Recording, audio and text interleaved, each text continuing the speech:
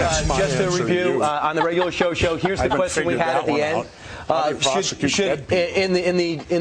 To be totally just, you believe that Dick Cheney, George Bush, and the whole administration should be prosecuted for their acts? Governor Jesse Ventura is with us. But if that is the case, then we should prosecute. We should have prosecuted Harry Truman. Should have prosecuted Abraham Lincoln. Should have prosecuted Franklin Delano Roosevelt. Are you for that?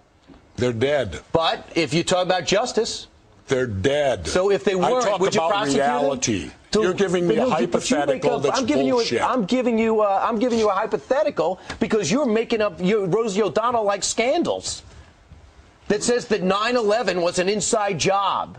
Well, why are you not allowed to ask anything about it? No, why, when you approach the government, I approach the government. I read everything possible. I watched all the hearings. You're right. I haven't read. You looked at my reading list. Have you read the 9/11 report and you think it's a piece of fiction? No, I believe everything in it. I believe my government's never lied to me, have they? Let's see. Where should we start? The Gulf of Tonkin incident? Now, that took us into war in Vietnam. They've now admitted it was a lie. So 58,000 of my generation were killed based upon a lie. But that doesn't count, does it? What does that have to do with 9/11? That shows that we will lie to go to war. We've been doing it for years. We will continue to do it. The Gulf of Tonkin incident, did you believe that? Well, you probably weren't alive then. I apologize for not being alive then. Well, it won't happen again. Well, I was alive. Okay. But and I remember our president sitting on TV telling us our boys are floating in the water. And because of that, you'll never believe anything. And because of that, you'll never believe anything. But they lie all the time. Have you been in government? No, I have. All right, so that's so I've never been in the NFL, but I could watch a football game and judge what's going on. Why do we have the CIA embedded in all state government when their mission statement says that they're not? The question. If you just say one thing, you don't think the CIA has our best interest in mind. You don't think our intelligence branch. I never said any of that. But your questions and conclusions only lead to that one statement. That you think everyone's against America, the government's against America. True. Always remember, dissension's the greatest form of patriotism. Tom Jefferson said that. Tom, you were alive then? No. You're going to insult me. I got to go to radio. Yeah. All right, Jesse. Take care. He's leaving. Jesse, I do have to say that I think Brian probably has read every word from the whole 9/11 situation. He's passionate about it, as you can see. Well, I am too. But and I agree with you that there's been covert activity over time, no doubt, where the government has not told its people every single thing that's gone on. I don't think anyone they rarely would be surprised. do. But when it comes to 9/11, are you so sure? No. No, but I ask questions, and what perturbs me is that you don't get answers. Nobody wants to talk about it. This event that changed our entire history of our country, why aren't we allowed to discuss it? Why aren't we allowed to ask questions? The moment you do, you get a reaction like he gave me. How dare you? How dare you question your government? So what are your questions? My questions are simple. I worked in demolition. I'm a former frogman, underwater demolition team. I know how to blow things up.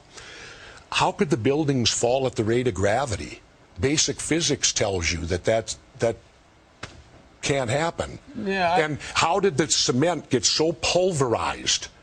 Just simply from falling, it was blown into dust? What energy was required to pulverize all that cement so into what dust? Conclusion do you draw? I don't know. But I certainly question, and yet I'm attacked when I question. You notice how if you bring up 9/11 and have any questions about it, immediately everyone attacks you over it, tells you you're crazy, calls you Rosie O'Donnell, insult you. Why? Because I ask questions? I think a lot of people, Jesse, figure, well, you know, that 9/11 report came out, it said it was those guys over there, it was those Al-Qaeda guys. So people just go, okay. They've formulated an opinion in reasoned manner, and that's what happened. Now, they can't know for sure that all of that happened per se, but, you know, you do ask a lot of questions, and that's what your book is about. Don't Start the Revolution Without Me is about.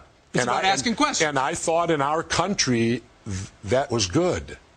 In this country, I thought before 9/11 it was good to ask questions. It was challenge authority. Challenge authority. But now apparently we've changed to where you're not allowed to challenge authority. You have to accept what the government tells you, keep your mouth shut, and stay in line. Well, that's not the America that I served as the military. I served because, to me, defense of free speech, popular speech the First Amendment doesn't need to be defended. It's unpopular speech is why we have that amendment. And it seems that when you question 9/11, you're asking unpopular speech today. So you would also like to question the Obama administration. It wouldn't just be the former Bush administration. Oh, I'd like to question everybody on it, because to me it doesn't, what happened that day, there are so many unanswered questions, and even the relatives, you saw the protests at the 9/11, and since when do you bring in witnesses that don't have to testify in open, where they're brought into closed door rooms and allowed to testify together? Let me get your pulse on what's been happening recently, because since we chatted at the Republican convention in St. Paul, the economy's gone to hell. And the government now basically runs the car industry and the banking industry. And I'm really interested in your interpretation of that. It's difficult. Are they doing the right thing? I don't know. I don't think anyone really knows. I think it's a roll of the dice. You hope they are. You hope they are. And you hope that the decision-making people are doing the right thing. Can I unequivocally tell you they are? No, I can't. But you don't like government getting involved. So no, I'm very much small government. I believe government is far too expansive. When I was governor once, I brought my whole staff together, and I asked them, I said, during lunch, I said, when we come back, I want you to tell me one thing in your life that's not government-controlled. And they couldn't.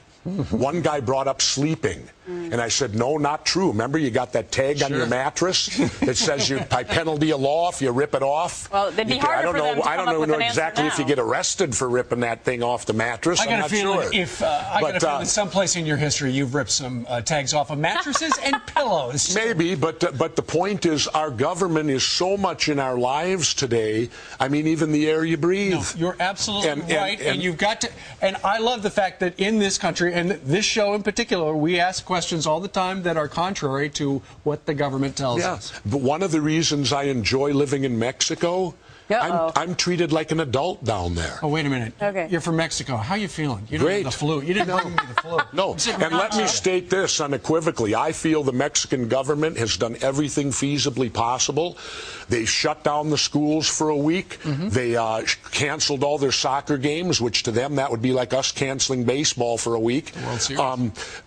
When I left, you had to fill out a questionnaire, and they actually did a thing where they touched your skin and they took your temperature. And if your temperature was too high, you didn't get on the plane. That's great. So, you know, I think that they've done everything they feasibly can do.